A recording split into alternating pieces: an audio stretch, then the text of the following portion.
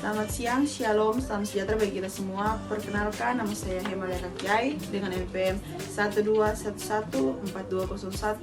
12114201200094, kelas keperawatan B, Fakultas Kesehatan, Prodi Keperawatan, Universitas Kristen Indonesia Maluku 2020. Berikut ini saya akan menjelaskan tentang fungsi sistem respirasi.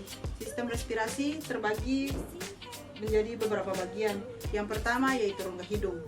Rongga hidung berfungsi sebagai menyaring debu dan kotoran yang masuk bersama udara, mengenali adanya bau, mengatur suhu udara pernafasan, dan melekatkan kotoran pada rambut hidung.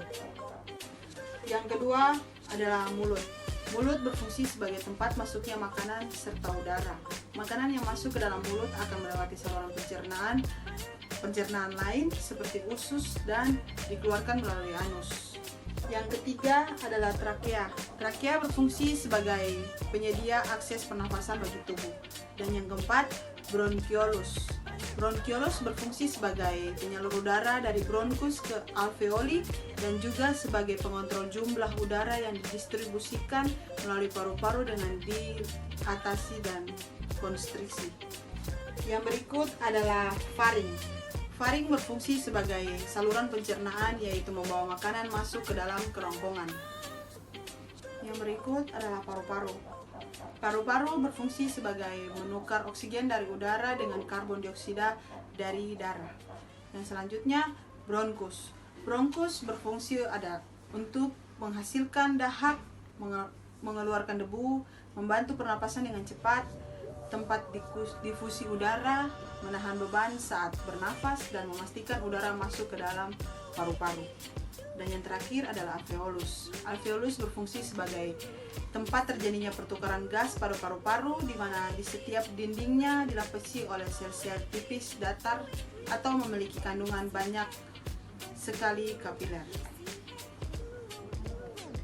Berikut ini adalah fungsi sistem endokrin. Sistem endokrin terbagi menjadi beberapa bagian, yaitu yang pertama adalah kelenjar hipofisis. Kelenjar hipofisis berfungsi sebagai mengatur kelenjar endokrin lainnya dalam tubuh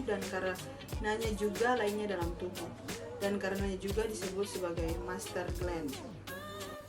Selanjutnya adalah kelenjar hipodias. Kelenjar hipodias berfungsi sebagai membentuk sel T limfosit dewasa dari sel T limfosit yang dihasilkan oleh sumsum tulang merah dengan menghasilkan hormon timosin. Selanjutnya, kelenjar adrenal.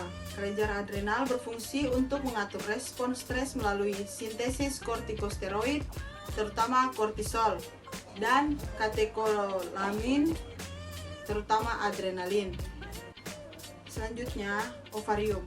Ovarium mengeluarkan hormon steroid dan peptida seperti estrogen dan progesterogon. Selanjutnya adalah testis. Testis berfungsi sebagai untuk memproduksi sperma dan hormon testosteron. Dan yang terakhir adalah tiroid dan paratiroid. Tiroid dan paratiroid berfungsi sebagai mensekresikan hormon tiroksin dan mensekresikan hormon paratormon. Sekian dari penjelasan saya tentang fungsi sistem respirasi dan sistem endokrin. Terima kasih.